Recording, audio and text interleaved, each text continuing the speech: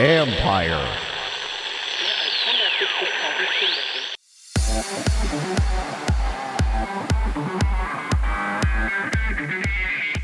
A new digital league has spawned. I think the fans will be able to own these players. If you own a player, you're able to build this player up and grow them and train them and improve them based on select packs of things you can do to grow them and train them. With caps, of course, it's not, you can just turn someone into a beast overnight. That's David Ortiz, CEO of SimWin Sports, where years of gaming knowledge is used to build modern immersive leagues. This is the Future Sport Podcast. I'm Bram Weinstein.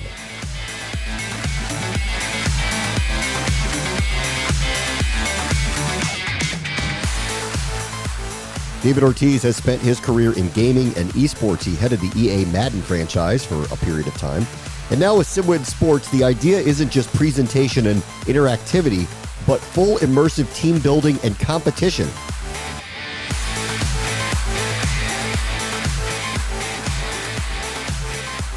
Our guest this week is David Ortiz. He is the CEO of SimWin Sports, which is a virtual sports metaverse that fuels 24/7 fantasy sports and sports betting action, where fans can collect, trade, and manage virtual players and teams with legends like Magic Johnson and Jerry Rice. Hi, David. How are you? Thanks for joining us. No problem, Bram. Good to see you.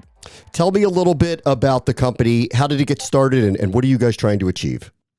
Well, company got started, myself and my business partner, Tom Getty. We had, worked in video games together, doing a lot of sports games over the years, and we'd also done fantasy sports together. And one of the things that we realized is that there's just not enough sports content on to satisfy passionate sports fans, especially those that are into fantasy sports, and of course those that are into sports betting. So, we have a sports platform of digital sports content that never stopped. We could entertain people all the time around sports and the sports ecosystem, everything from fantasy sports to real money gaming to collectibles to being able to watch and advertisers, the whole business of sport. So we set about building a sports metaverse that would support that.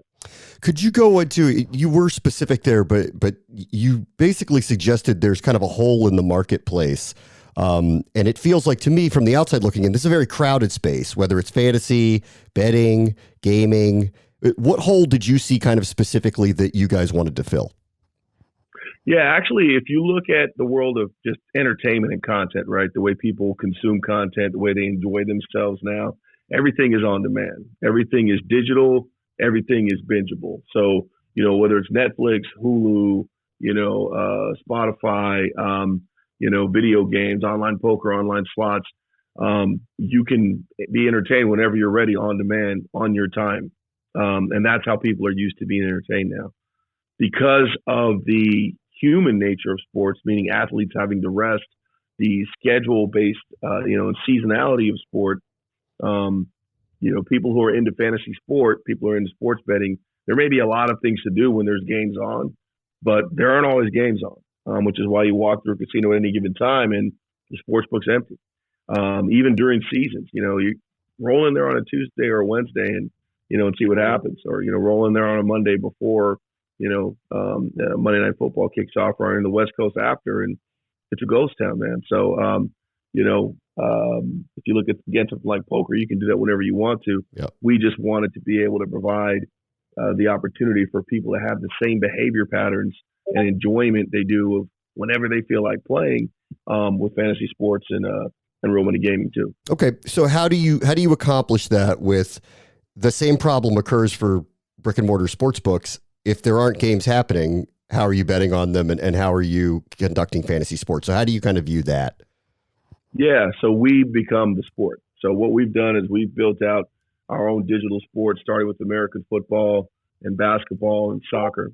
And then also we're doing boxing, we're doing cricket, we're doing baseball and hockey and car racing. And what we've done is, we've built out digital sports leagues. So we built the equivalent of a Madden or a 2K. We built out our own football game.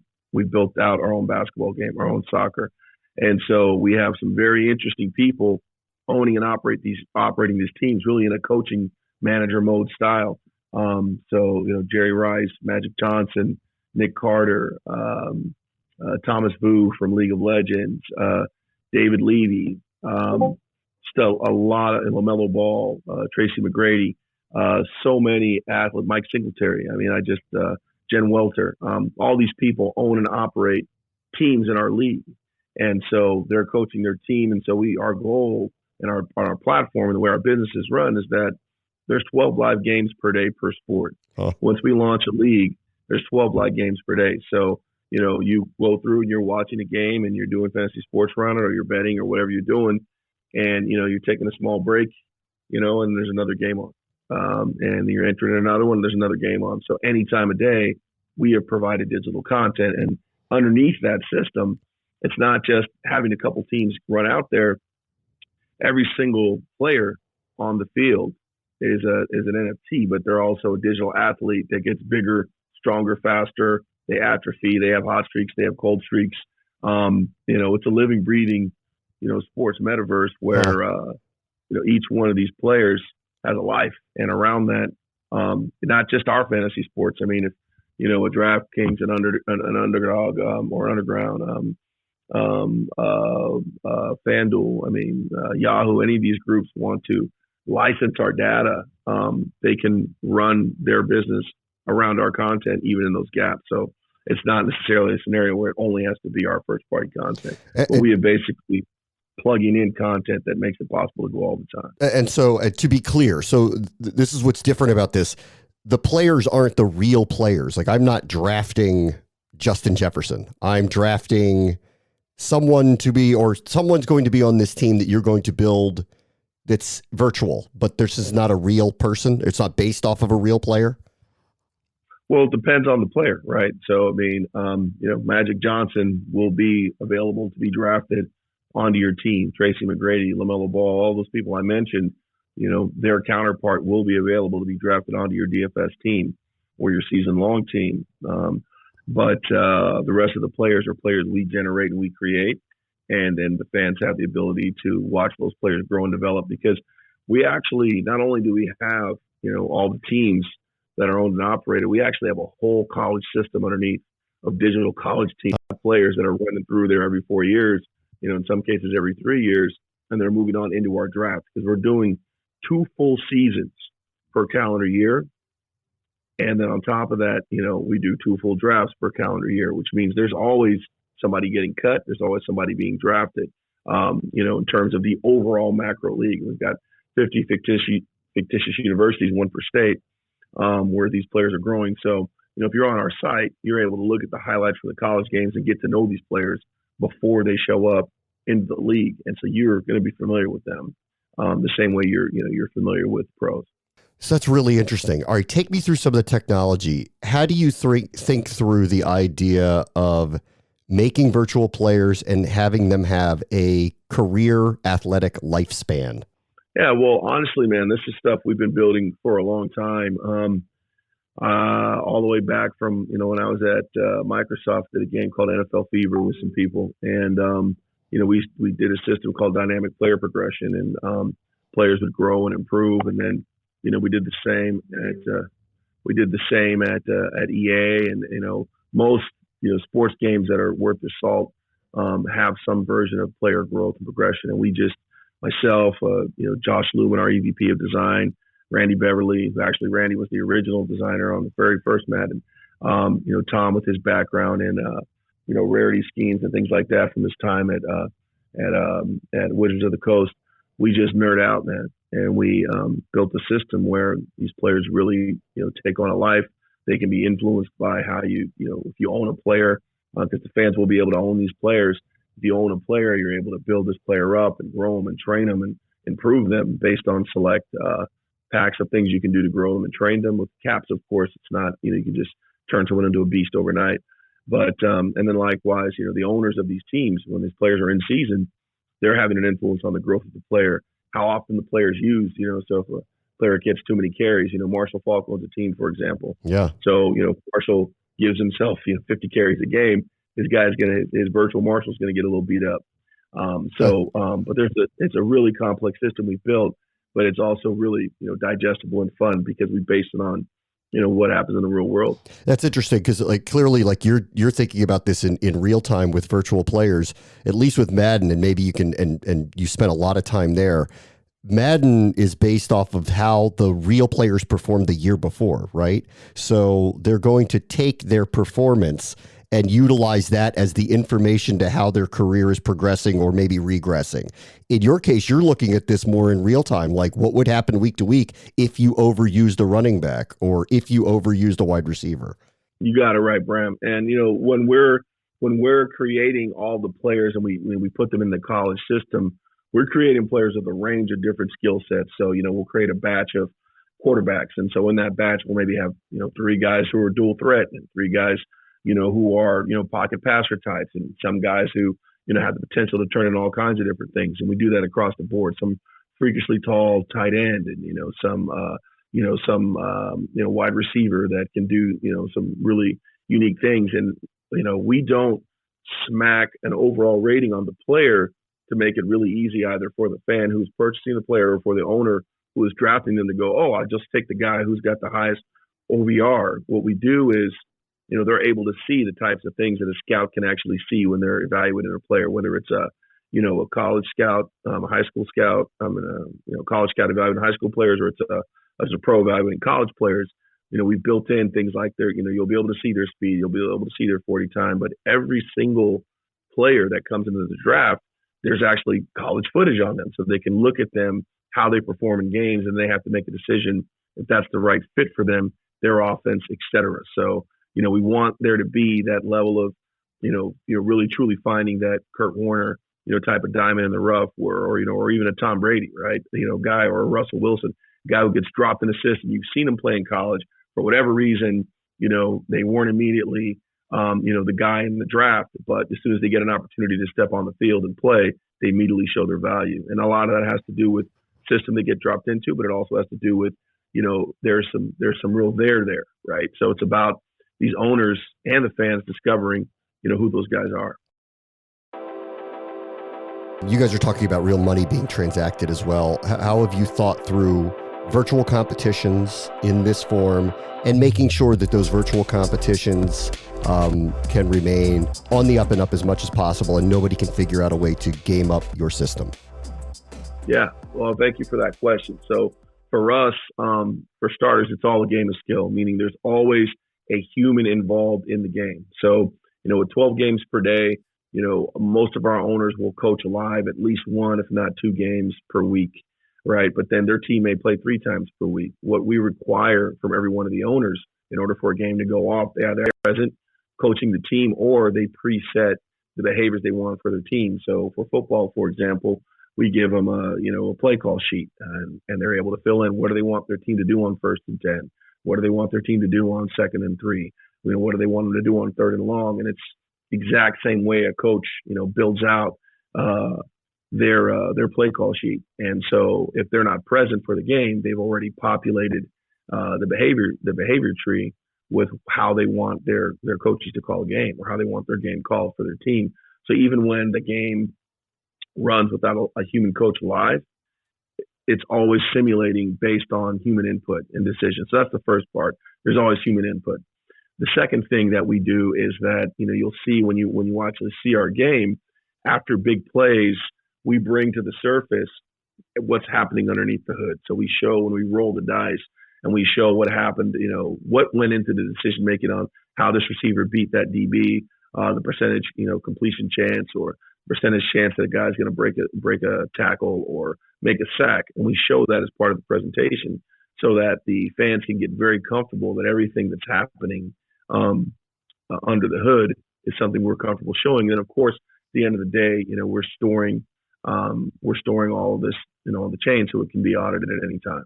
It's really interesting. Do you foresee a day where values of franchises go up like they would in real life because there are franchises that are performing particularly well within this ecosystem?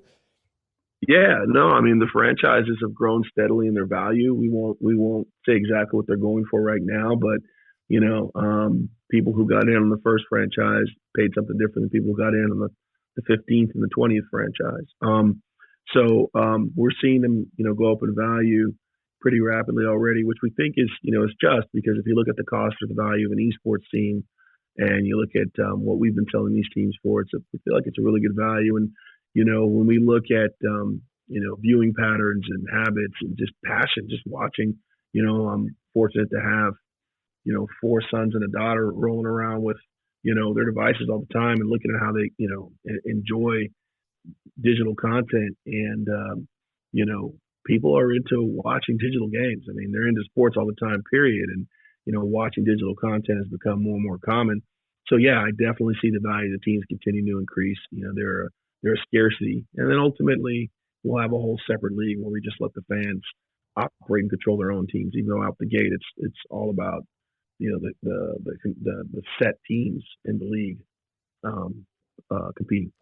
Take me a little bit through your thoughts about presentation of all of this. Obviously, you have this background with EA. It's an amazing presentation that's put together with sports and gaming. How did you think through what you want to disseminate and how you want to present the games to the viewing public? Yeah. So again, man, we're fortunate that it's not just myself. We've just got a lot of talented people who, we've all done it before. So we really have no rookies on this team in terms of developing, AAA sports content.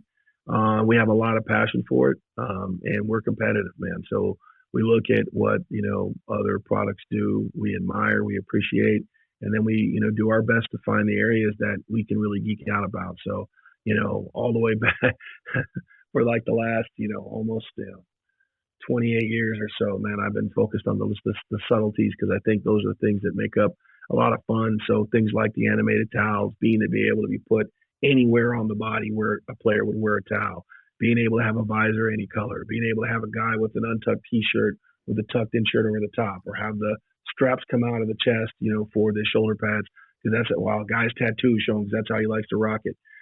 All those little, being able to make a helmet, from, matte to, bowling ball glistening, right? Like, or to the mirrored look that, Oregon and different groups rock.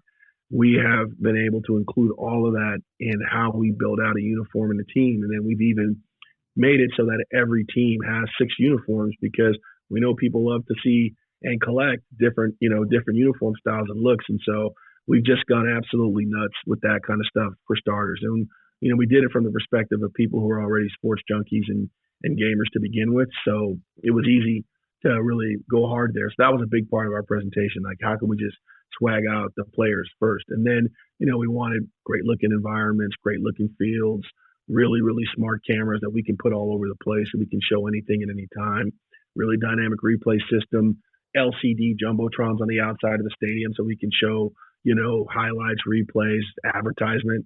We just kind of went nuts with all the little details across the board, and it shows in our product. And then, we really did a good job, I think, with and our player movement, and so all in all, it comes together well, especially for a first year product. I think people are going to be pretty happy with what they're seeing, and we got a lot of good reaction. So we're excited for that. We just want to provide a fun option for people, man, and have them satisfied.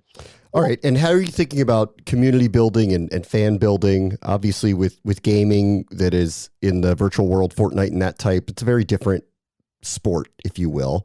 With sports, I can play with Tom Brady or Pat Mahomes or Josh Allen. I could play with Alex Ovechkin. I could play with LeBron James. In this world, that's not what I'm doing. So how do you kind of think through connecting fans to what they're watching here in virtual sports? Yeah, well, it's kind of twofold, right?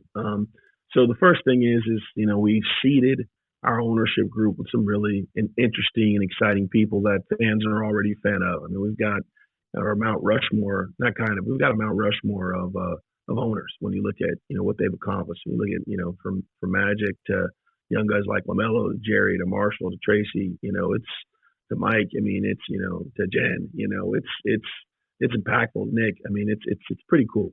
So for starters, they're going to see legends on the field running around. But then beyond that, if you look at everything that's happening and how different games are played, people really do like the concept of being able to have a player they're responsible for turn into the star and become the star. And so we're counting on a lot of that, being able to say, hey, this player that I've picked up that I'm responsible for as their agent, has turned into a megastar, and is catching passes, for Magic, or, is blocking for Marshall. I think people will get excited about that too. And so starting with, legends like that, in the camp and leading the charge and bringing their fans to the table is one of the ways we're building the community. And then the other side of that is, we think that people are going to want to have kind of pride and ownership, and that there's a scarcity in the number of players we can have, like, very deliberately. And even once you have a player, like the real leagues, they're not going to be around forever. So can you be one of those owners who has a player that lasts for a long time, that breaks records? And we think all of that is going to foster a community of competitiveness and desire to own these players, own their collectibles, watch them perform. But we're starting by seeding it with, the relationship and the presence of, absolute first-class legends. All right, last thing. This is a broad question, and I'm asking it half seriously because I don't think this will ever happen, but I do wonder, with your background and what you're doing now, how you view this. Do you think there's a day that digital sports outpaces real sports, that it's going to happen someday? I hope not. I mean, I'll tell you, as a fan of human sport, seeing human accomplishment, I don't foresee that day. I think, if anything, we've never built this with the intent of trying to outpace any of the leagues. We built it to, engage and extend the enjoyment of a fan who these leagues have made passionate. And we've gone as far as making sure that all of our players from every sport have different nationalities, and they don't all just come from certain sections of the world where you'd expect them, so that we can have, World Cup and national teams for each one of these sports. So because we're so passionate about watching things like World Cup, so no, I think there's something about, cheering on a team, a human team, and being present in a crowd for that. But I will say this, if you are into esports, you're into digital sports, you get the same feeling cheering on someone competing in a digital sport. So I don't think ultimately digital sports will replace human sport, and I'm excited, and will always continue to support human sports. But I also think digital sports it's inevitable. I mean, digital sports will be present in every household, present on everyone's phone, because too many people are gamers now, and it's not going to turn back. So, it's kind of like, and then from the perspective of real money gaming, if you'd have told people 20 years ago, that online poker was going to be as viable option as it is, yeah, they didn't believe it, right? There was a lot of the guys kicking and screaming that went in there, and now those guys, really eat and thrive. And so I think it's not us, being super clever. It's just us watching, just the trends and how we interact with behavior and content. So it's really fascinating.